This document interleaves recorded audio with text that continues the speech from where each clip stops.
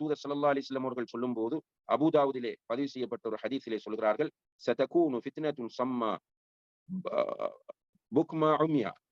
அதாவது ஃபித்னாக்கள், அதாவது காது கேட்காத, கண் தெரியாத, பேச முடியாத ஃபித்னாக்கள் வரும் என்று சொன்னார்கள். சுப்ஹானல்லாஹ். இங்கே இந்த அதாவது ஃபித்னாக்களை இப்படி காது கேட்காத, கண் தெரியாத, பேச முடியாத என்று வர்ணிப்பது அந்த ஃபித்னாக்களுக்குள் மாட்டுகிற மனிதர்களை பற்றி, அந்த ஃபித்னாக்களுக்குள் அகப்பட்டுக் கொள்ளக்கூடியவர்களை பற்றி நபி ஸல்லல்லாஹு அலைஹி வஸல்லம் அவர்கள் சொல்லக்கூடிய ஒரு வர்ணனையாகும். இந்த ஃபித்னாக்களுக்குள் ஒருவர் மாட்டிக்கொண்டால் அவர் செவிடாக இருப்பார், ஊமையாக இருப்பார், குருடாக இருப்பார்.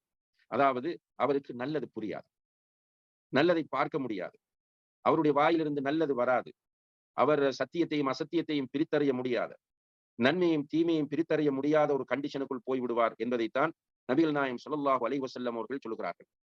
இந்த இந்த இந்த காலத்தில் நாம் கிட்டத்தட்ட வந்திருக்கிறோம் என்பதுதான் இஸ்லாமிய அறிஞர்களுடைய கருத்தாகும்.